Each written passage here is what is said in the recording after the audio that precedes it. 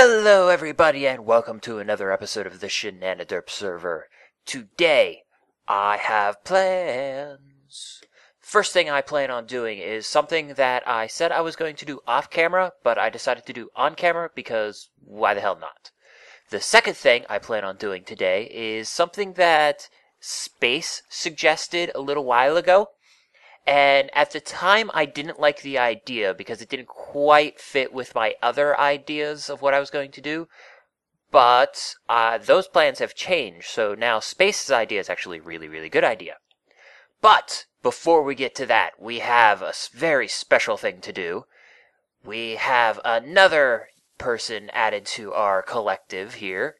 So, let us all say a fond welcome to 323. I welcome you. I say thank you all for sticking around, and I hope you enjoy the show. Am I the only one that seems to think that this is a little bit morbid, putting heads on pikes to represent my audience? Nah, whatever. I'm sure you all remember my fancy little gate that goes down in the mornings and goes up at night all automatically. Well, I've decided I'm going to add a little gizmo to my collection. And basically what I'm going to do is I'm going to set it up where you can walk into the clock tower here, push a button, and get taken down to the basement, the little work area that I've been working on setting up. And that we can see through the back entrance. It's a ways down. And that's this right here. So I've been working on this a little bit. I've set up an area where you can throw things into one chest and they come out cooked on the other chest.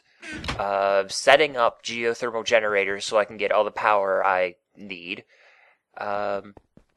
Over here I have the smelting area.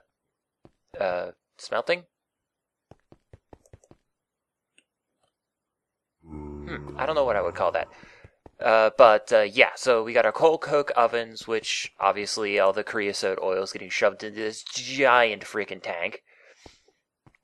And that's the other thing I plan on doing today, is setting up a machine to pull the coal coke out of these, go put them into these, set up an automatic system where these will cook things and then output them to where they need to be. Whew, that's a pain in the butt to say. It's going to be a little bit harder to do. But this right here is going to be the elevator shaft. This is directly beneath the clock tower, as you can see, I'm sure. And from here, this one's going to be a tough one. I've got to put frames down underneath there, cover the frames, and then set up a system where other frames come down here and get activated by the engines? Whatever they're called. Woo! This is going to be it. Well, it's not going to be too terribly difficult. It's going to be annoying, though. I will tell you that much. But first thing I need to do is not fly through the ceiling. That would be useful. But I need to tear out all of this lovely, pretty little stone that I just put in there. And if I remember correctly, there's actually water, like, right there. Yeah, thought so. What can I put in there? I have cobblestone.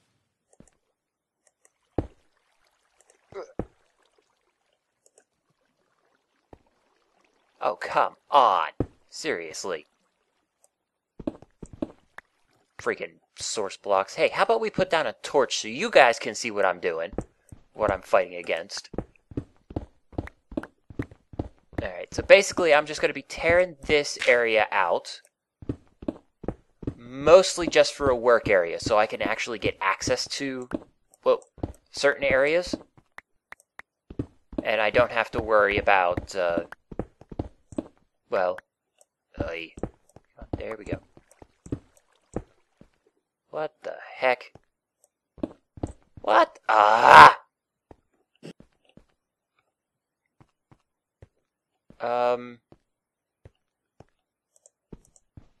I think something's wrong. I may still have a block there that it doesn't realize is actually there. Or isn't there, I should say.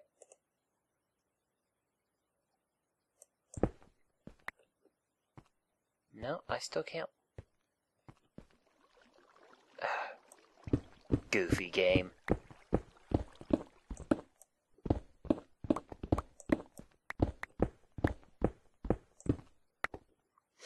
Alright, so that should be good enough at least for me to work in. I got some support frames. Because these are the things you need to make anything that moves. Like really fancy like. Like my gate, for example. And this is a red power device kind of thing. So of course you know micro blocks are about to be involved. And I totally ran out of support frames. Huh, I'm going to need to make me some more. Well, conveniently enough, they're easy to make. All you need is some brass and sticks. And that completes the support structure. Alrighty. So, any block that touches these frames will get moved with the frames unless those blocks are touching other blocks, which means that the entire structure wouldn't move. That sounded complicated. And it is, kind of. Now, what I want to do, what I'm debating on doing, is how I want to move this up and down. Here, let me pop away out of here. Okay, so. Anyways, so there are two possibilities. One, I could put a central pillar in the elevator shaft that will go through the floor. And I lost some of my torches because of all the water I just let loose. Guess I can put those back later. The second option is actually setting it up so that the support frame to pull everything down and push everything up actually is in the back wall. And I think I like that idea better, personally. I mean, it's going to be a little difficult to set up because of how the support frames are. I have to tear out an area, 4 by 2, just so I can be able to do it. Because I do have smooth stone. I can show you what we have to do. We have to use micro blocks because of how the frames work. There we go. There's some micro blocks. And to make it so that the frames don't bind up on other blocks, like right now, if this went down, it would get stuck on these blocks down here. And then if it went back up, it would pull all of these blocks up with it.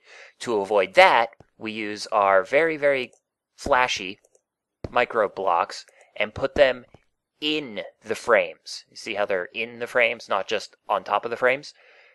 And we literally have to do that everywhere, except where we want other frames to attach. And I apparently cannot go that way. Yeah, in case you're curious, the epileptic seizure-inducing glitchiness that's going on right here, which, just for everybody's sanity, I'm going to stop putting them in right now, and I'm going to do that. I'm going to just cut until when I'm done doing that. That is actually due to a glitch between Optifine and Red Power. So, just, if you're seeing that's what's going on. It's Optifine doing that. Alrighty, that takes care of everything. All sides except for the top, and these two right here. And the reason I'm putting these, or left these two empty like this, is because this is where the support frame is going to attach to. So basically, I'll just be basically digging this down. Basically, that is where the support frame is going to go, right there. And the, two engines, or whatever they're actually called, will go here and here. And then I'll just have it set up where one is going down and the other one's going up. That way, if this one activates, the elevator comes down, and that one activates, the elevator goes up. And then I guess I'm going to have to dig out a hole, since that is now 2 blocks deep. There's the frames, and then there's the wood on top of the frames. I could do that. But because of how the frames work, we have to tear out a lot more space because we have to be able to put the covers on. And we end up with something that looks like that. Oh, I didn't do the bottom. Oh well. I have to tear out the bottom anyways because we got to put some we got to dig someplace where this can go. 1, 2, 3, 4, 5, 6, 7, 8, 9, 10, 11, 12, 13, 14. So we got to dig this 14 down. Wow. And there we have it, the start of our elevator. Whew. So the next thing we need to do is get those engine thingies that I can never remember the name of. Hang on. These things, the frame motor. Yeah, let's see. I need 2 blue electric motors, 4 brass, which I don't have. Ah, but they're cooking. Blue alloy ingot, which I don't think I have either. Crap. Big problem with that is I think I am running low on nickelite, which is probably the first time anybody has ever said that. They're running low on nickelite. Alrighty, so now I got my 2 frame motors. We gotta put them in. I honestly have no idea which direction these guys are pointing by default. Connectivity lag. There we go. I think by default they're pointing down. So if I use my little screwdriver to flip it twice, that should be pointing up and that should be pointing down. But, conveniently, I brought a lever to test. So if we flick this, nothing happens. Flick this, nothing happens. Because we have no power. Duh. We need blue electric power. I have a battery sitting in here. Let's see, where's the easiest place? Right under here it should be. Theoretically. Yep. Alright, and I do like blue electric power because the battery's still full. So all I'll have to do is put this right beside the motor and get the power I need to do the thing that I want to do. And hopefully it actually works.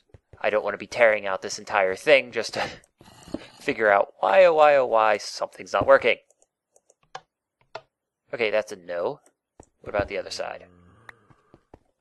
Or did I just not have enough power just yet? Because blue electric power is weird. There we go.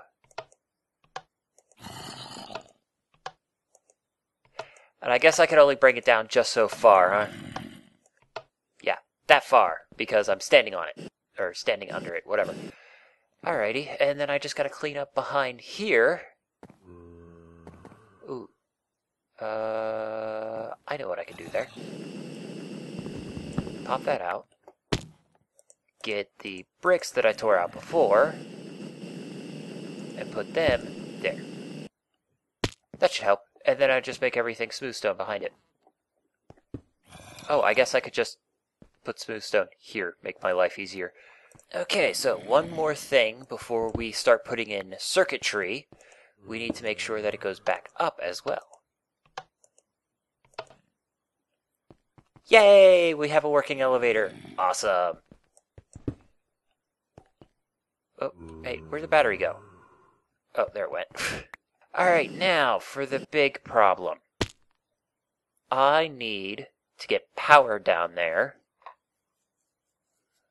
which is not going to be an easy task, because as far as I know of, there's no way to wirelessly send power down there.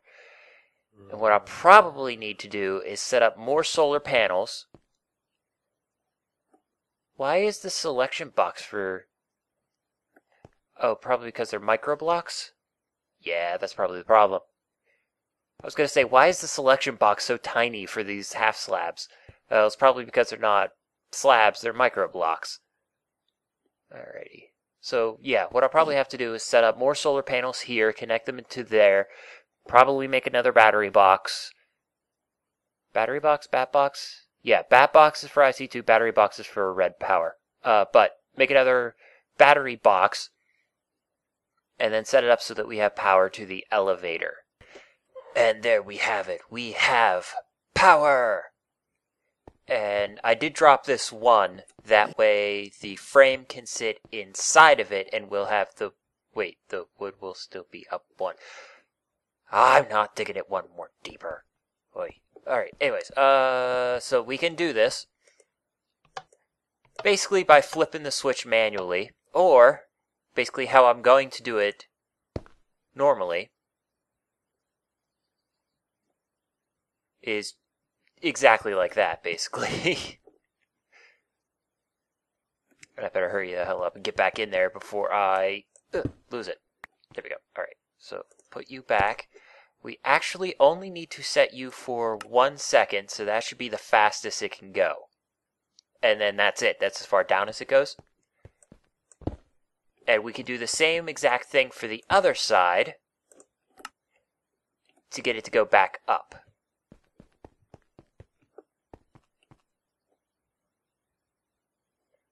A little graphical glitchy, but it's still a pretty awesome idea. And then that's that.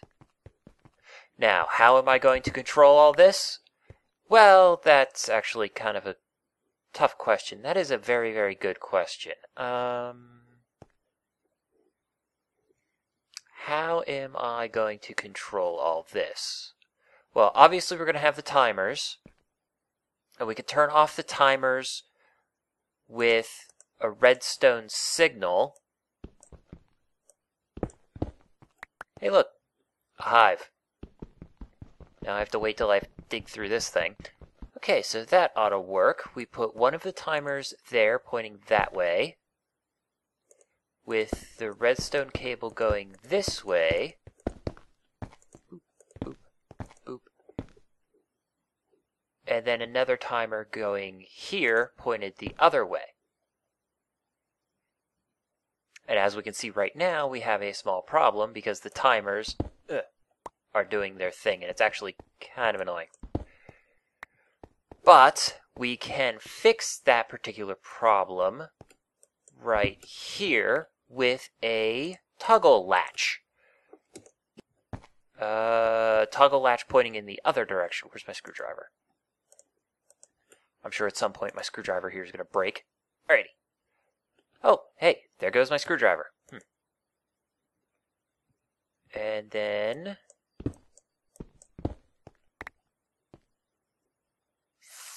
I will probably just say screw it and use wireless redstone. Just because, holy crap, that'd be far too much of a pain in the butt to actually get to work properly. Let's see. We put the timer here. We set you for 1 second. Let's flip you, because that one's the up one. That can stay spinning without too much of a problem. We put the other one here, and see how this one's disabled. And then we take away 1 second from there, and then, once we activate the T flip-flop,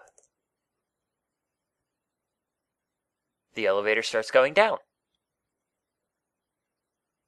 And we're having a little connection lag, that's why it's being a little goofy.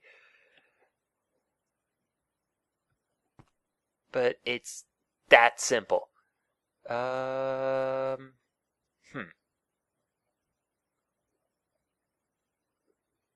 don't know what to do about that. But we flip the switch again.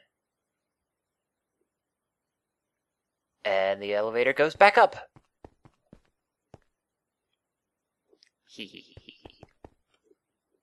And now I can't get back in there. Oy.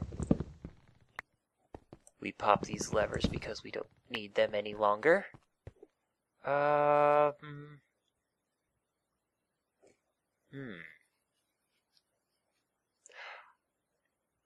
need to hide those somehow.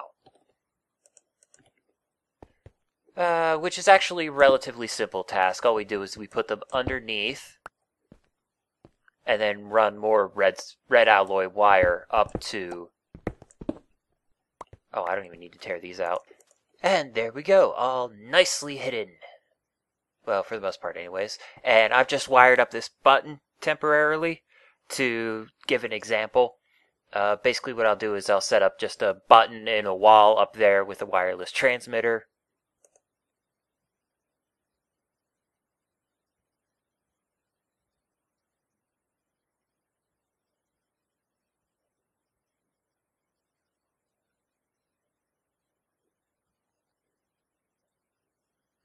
Now let's see if this worked. Yeah, I'm definitely going to have to hide that. I'll figure that out later.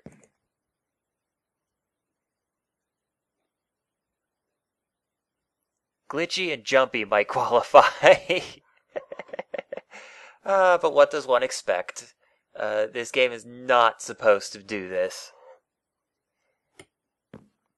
And then down should be just as simple. Oh, hey, my gate's going down as well. Wait. 1608. That's not right. That's not right at all.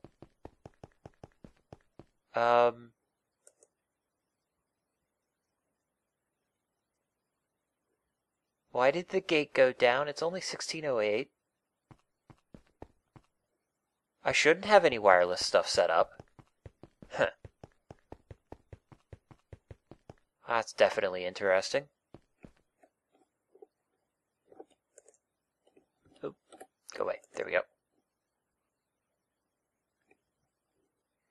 I like the idea. I like the concept. What I'll probably do, just to make it look even cooler, is set up like desks and stuff in here, or tables or something in here to make it look like this is just a normal thing, until you walk in, you flick the button, and then this happens. Absolutely nothing, apparently. Hang on. Flick the switch. There we go.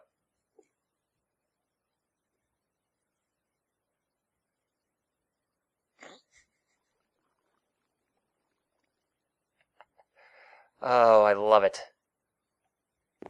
And then I'll put stairs around here so you go up into the elevator. Oh, I love it. This is a great idea.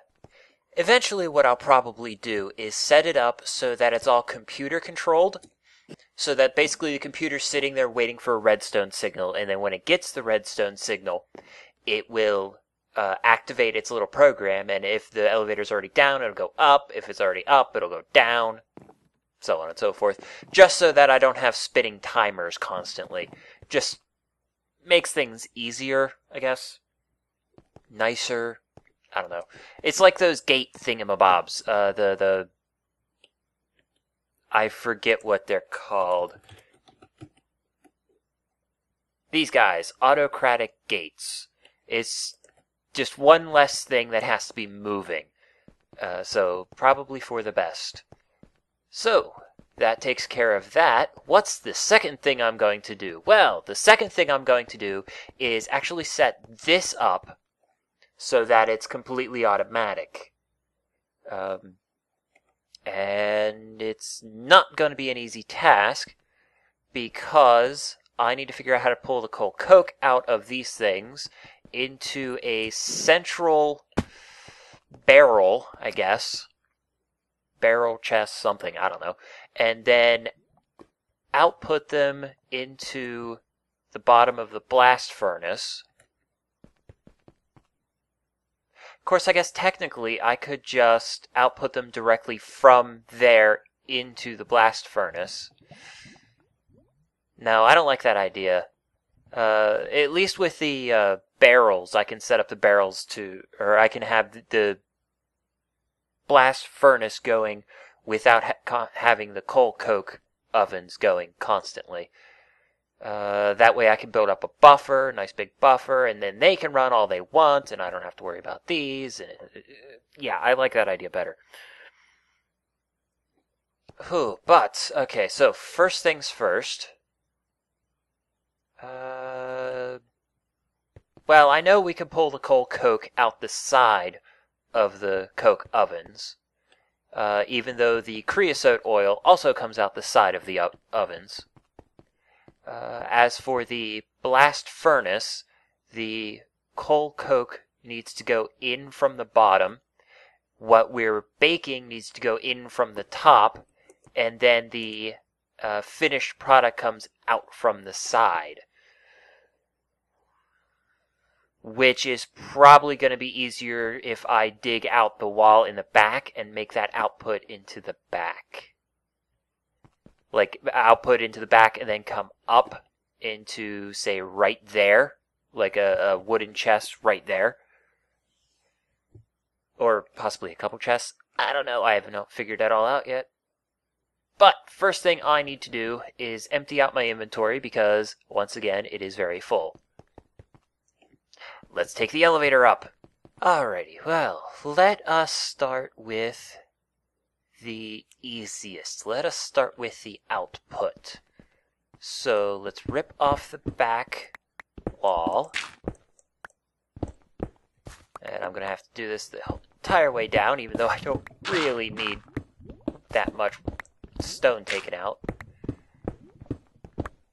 But that's okay. I do have every intention of replacing most of this rock, or most of this with smooth stone.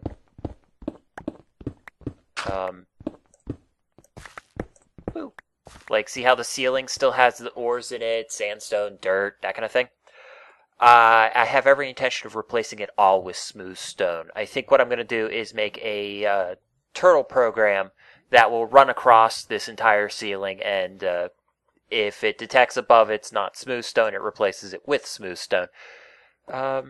Which brings up a thought of mine. I was thinking about making up a new series. Yeah, making up a new series. I don't exactly keep up with my current series. But programming with Chrono, basically. Where I go over not the actual code itself, well, not a lot of the code itself, but the thought process involved in the code. Because that's actually the hardest part of coding, is not... how do I describe this? It's not writing code that's the hardest part. It's how. It's figuring out how. It's the thought process involved in the code itself. Because, as y'all know, programming a computer is a hell of a lot harder than telling somebody to do something. For example, say you want to pick up a cup of coffee or hot chocolate or whatever is in front of you at the time. You tell yourself, reach out, pick up the cup. Simple as that. And that's all you do. You just tell yourself to reach out and pick up the cup. Well, you can't tell a computer to reach out and pick up the cup because the computer has no fracking clue what reach out means. What you have to tell it is extend the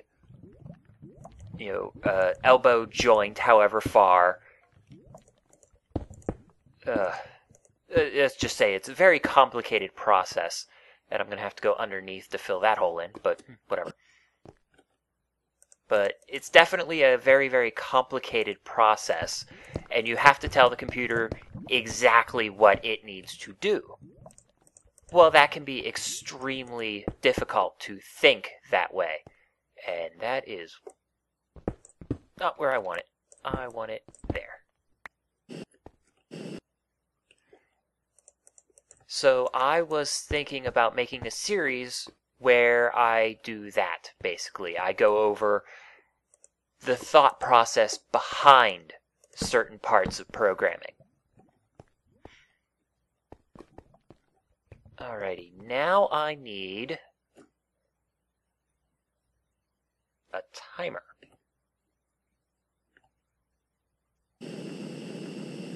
And my mouse seems to be a little gooked up. Hang on a second. There we go. Alright, yeah, cat hair in the optical mouse. Doesn't really work all that well. Alrighty, so we need a timer. Now, there's a couple of different ways I could do this.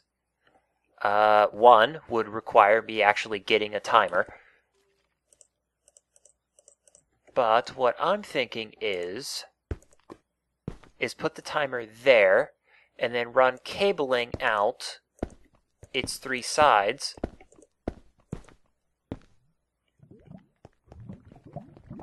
Ooh, how am I going to get this wire going? This is always difficult, and I'm out of wire. And there we have it. So, we have the transposers pointing in the right direction, we've got power to them, and that takes care of output. Now, we have to worry about input. Oi, that's going to be fun, to say the least. But let's fill up this, well, actually no. On second thought, let's not fill that up. Let's start thinking about how we want to do input. Oh, that's a really, really good question. How do I want to do input? Let me think about where I want to put everything. I mean, I know how to do it. But let me think about where I would want to put the chest. Well, how about this? How about I put the chest right here? So we got an input on one side and an output on the other. Pop, pop.